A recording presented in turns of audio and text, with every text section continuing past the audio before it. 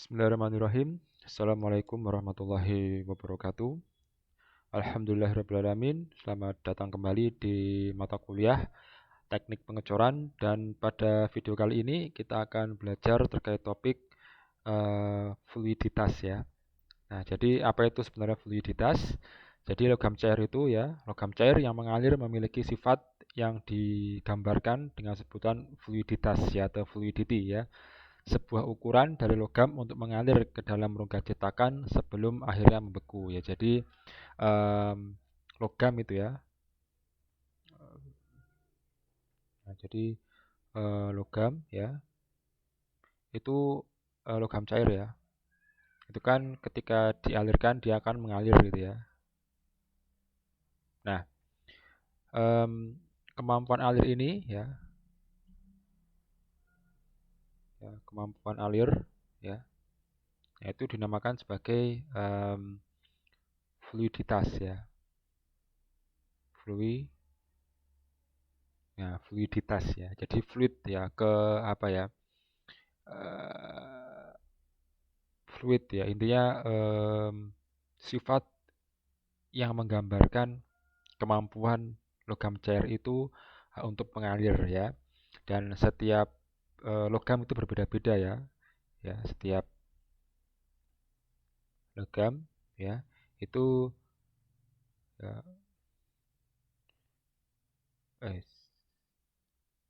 fluiditasnya beda-beda ya. Ya, tergantung materialnya gitu ya. Nah, tapi tidak tergantung materialnya juga gitu ya. Tapi ada beberapa faktor lain ya yang menyebabkan fluiditas dari setiap benda ya, atau dari setiap logam cair itu berbeda-beda ya. Yang pertama itu ada yang namanya suhu penuangan ya. Jadi yang pertama adalah suhu penuangan. Nah, kenapa suhu penuangan ini berpengaruh gitu ya? Karena akan berbeda gitu ya ketika katakanlah ada sama-sama besi cair ya. Misalnya besi cair gitu ya. Nah, besi cair dengan jenis yang sama ya. Jenis sama gitu ya. Ya. Nah, kemudian diberi label A dan B gitu ya. Nah, besi cair ini itu titik lelehnya ya, melting point-nya ya, itu sama dengan sekitar misalnya gitu ya, misalnya 1000 derajat Celcius.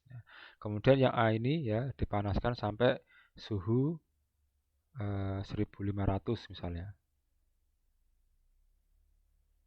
Sedangkan yang B dipanaskan hanya sampai ya 1200 ya. Nah, perbedaan suhu logam cair ya terhadap titik lelehnya ya itu akan berpengaruh pada fluiditas gitu ya. Nah, secara logika maka semakin tinggi suhu besi cair ya ketika dituangkan ke cetakan itu dia akan memiliki fluiditas yang lebih tinggi ya, karena waktu yang dibutuhkan untuk menjadi solid ya, atau istilahnya membeku gitu ya, itu akan lebih lama yang ini ya daripada yang ini ya. Jadi ini pun juga jadi perhatian ketika kita menuangkan logam cair ke dalam cetakan ya. Kita mau seperti apa gitu ya? Apakah kita perlu memanaskannya hingga pada titik tertentu ya, ataukah titik itu lebih tinggi apa lebih jauh atau suhu yang kita berikan itu jauh lebih lebar gitu ya jaraknya antara titik leleh dan titik panasnya, ataukah hanya jaraknya terpaut pendek gitu ya, karena itu akan masing-masing punya kelebihan dan kekurangan gitu ya. Kalau semakin tinggi suhunya itu fluiditasnya semakin bagus, tapi energi yang digunakan untuk memanaskan logam cairnya itu akan lebih tinggi daripada yang B ini gitu ya. Karena kan kalau untuk dari 1000 ke 1500 kan lebih butuh banyak energi daripada 1000 ke 1200 gitu ya. Sehingga ini menjadi kebijaksanaan orang yang mengecor gitu ya. Kemudian yang kedua ada komposisi logam. Nah, ini sudah pasti ya. Misalnya baja gitu ya. Baja ini kan jenis-jenisnya dipengaruhi oleh persentase dari karbon gitu ya. Dan kalau kita lihat di diagram fase gitu ya, diagram fase itu beda konten ya, beda konten daripada karbon ya, itu beda titik leburnya ya, sehingga juga harus diperhatikan gitu ya. Kemudian yang ketiga ya, yang berpengaruh pada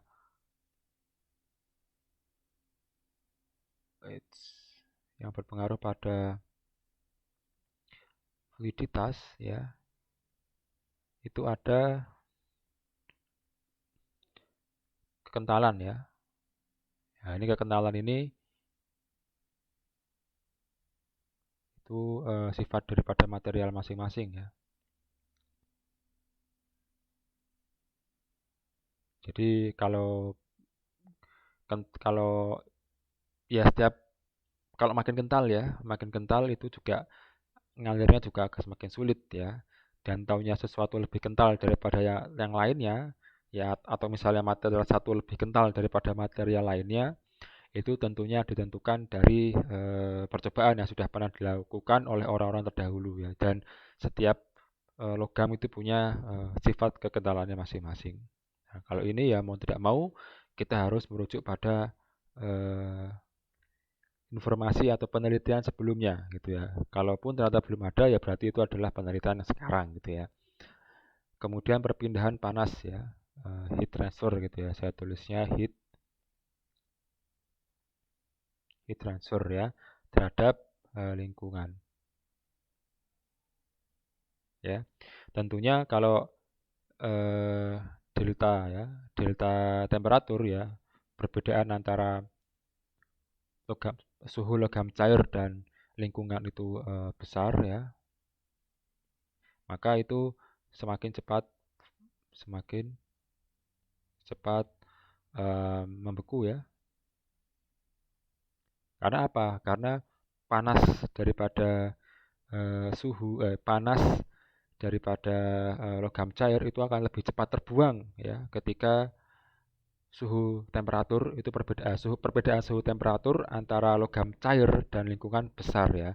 Tapi sebaliknya ya, kalau delta T itu kecil ya, maka semakin lambat juga ya, semakin lambat membeku. Nah, ini juga menjadi perhatian bagi orang-orang yang ingin ngecor ya, apakah melakukannya itu di ruang terbuka ataukah di ruang tertutup ya, karena setiap tempat itu punya masing-masing efeknya gitu ya. Oke. Nah, ini silakan bisa dibaca sendiri, tapi intinya adalah sama seperti yang saya jelaskan di lembar hitam ini gitu ya. Oke, kita lanjutkan ke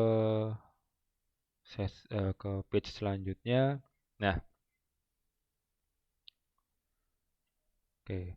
Nah, kemudian ya, proses solidifikasi tentunya memerlukan waktu ya. Total waktu yang dibutuhkan logam cair untuk menjadi solid ya atau padat setelah penuangan dinamakan sebagai waktu solidifikasi ya, atau solidification time ya. Solidification time ya. Satuannya adalah detik ya. Ups. Satuannya adalah detik ya. Second ya, atau detik ya. Kenapa kok second atau detik? Karena satuan ini itu adalah satuan internasional ya, satuan internasional. Jadi apapun kita menghitungnya menggunakan satuan internasional. Nah, waktu yang dibutuhkan selama proses solidifikasi itu bergantung pada ukuran ya, bergantung pada ukuran dan bentuk benda cetak ya. Jadi faktornya itu ada dua ya yang mempengaruhi waktu, ada yang mempengaruhi waktu solid sifatnya suatu logam cair, yaitu adalah ukuran ya, ukuran benda dan bentuk benda ya. Nah, kalau bentuk benda itu nanti hubungannya dengan luas permukaan. Nah, kalau untuk ukuran benda itu hubungannya dengan volume. Volume volume ups. Yes, ya, volume benda ya. Ya, volume benda cor. Ya. Nah, dan rumusnya adalah seperti ini ya. T sama dengan B ya. V dikalikan dengan dibagi A ya, kalikan dengan N ya. Nah, A ini adalah area ya atau area ya atau luas. Sedangkan yang V ini adalah volume ya. Nah, sedangkan N di sini itu sebagai konstanta ya. Nah, ini biasanya 2 ya. Nah, kenapa kok 2? Nah, karena sebenarnya ini adalah rumus pendekatan ya, rumus pendekatan yang sudah diformulasikan berdasarkan percobaan-percobaan terdahulu gitu ya. Jadi orang melakukan percobaan berulang kali hingga pada akhirnya ada pola ya. Dan ternyata polanya adalah membentuk angkat n gitu ya. Yang mana biasanya 2, tapi tentunya ini akan diketahui di soal gitu ya.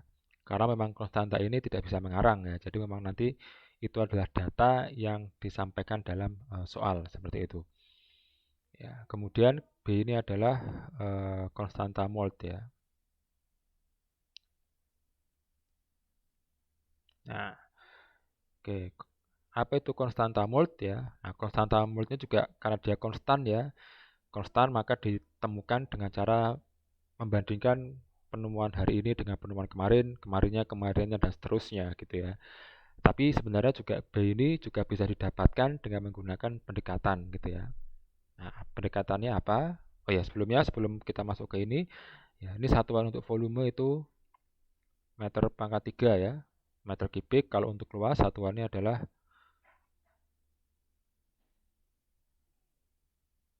sebentar. Satuannya adalah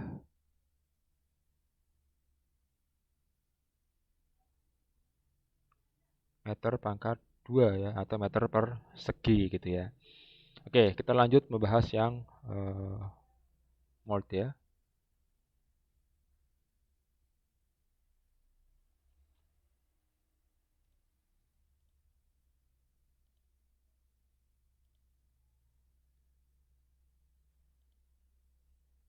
Kok di atas ya? Bentar.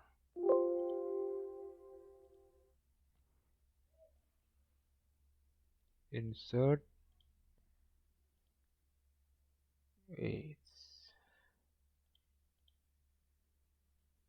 Oke lah, apalah. Ini halaman 1 ya. Halaman 1. Oke, ini yang halaman 2 ya.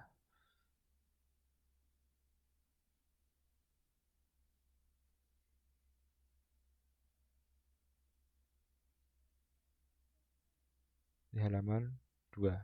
Oke ya, terkait ada banyak ternyata. Oke, apa. Nah,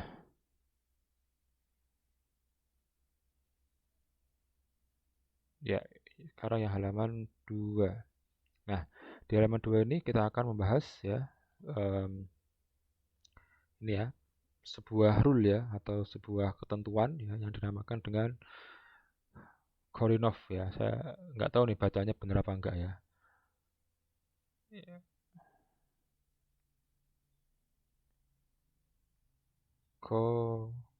Korinov ya. Ini kalau kita lihat dari namanya kayak orang Rusia ya.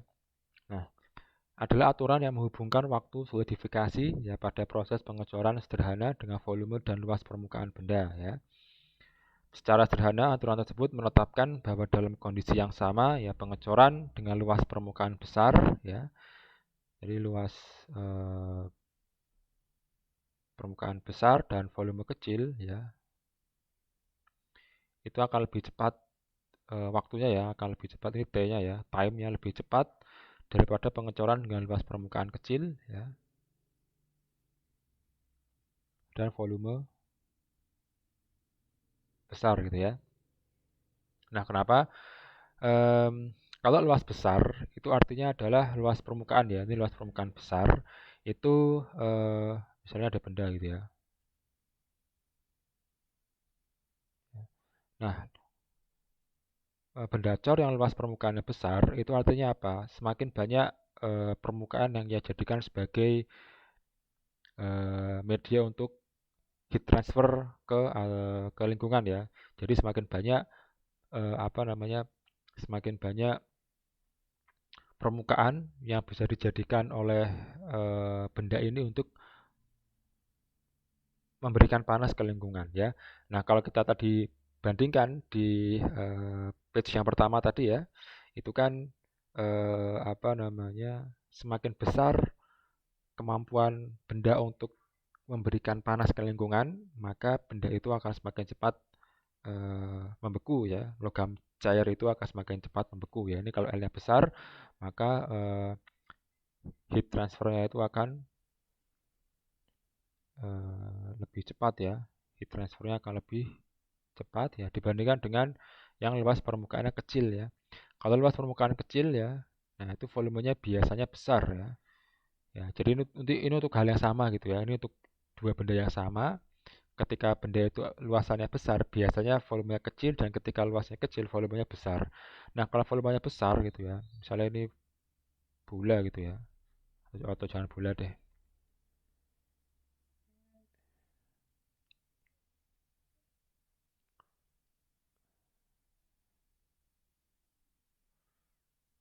Nah, misalnya kayak sama gitu ya, misalnya juga, tapi bentuknya dia lebih pejal gitu ya. Nah, ini adalah benda yang sama ya. Apa yang dituangkan pun juga sama, tapi ini volumenya lebih besar katakanlah ya. Nah, ini kan ada bagian eh, volume luas permukaannya dia akan lebih kecil sehingga transfer panas ke lingkungan itu juga akan semakin kecil, dan juga karena dia volumenya besar maka dia akan lebih tebal ya. Lebih tebal ya menyebabkan butuh waktu lebih lama untuk logam cair yang ada di pusat ya, pusat logam itu untuk membeku ya. Jadi lebih lama waktunya ya. Jadi yang membeku di apa pembekuan ya. Saya tulis saja deh pembekuan di inti eh, apa namanya? Di inti benda butuh waktu lebih lama gitu ya. Butuh waktu lebih lama ya daripada benda yang memiliki volume lebih kecil gitu ya. Nah, dan rumusnya adalah ini ya, cukup panjang ya, dan untuk poin-poin yang dimasukkan ya sudah ada semua. Jadi ini adalah variabel-variabelnya, dan untuk setiap variabel itu bisa dilihat di sebelah sini. Ya, oke ya. Jadi itu mungkin yang bisa saya sampaikan pada pertemuan hari ini. Dan setelah ini silakan untuk melakukan ya dipelajari kembali. Kalau misalnya ada pertanyaan, silahkan bisa ditanyakan di kolom komentar. Terima kasih atas perhatiannya. Wassalamualaikum warahmatullahi wabarakatuh.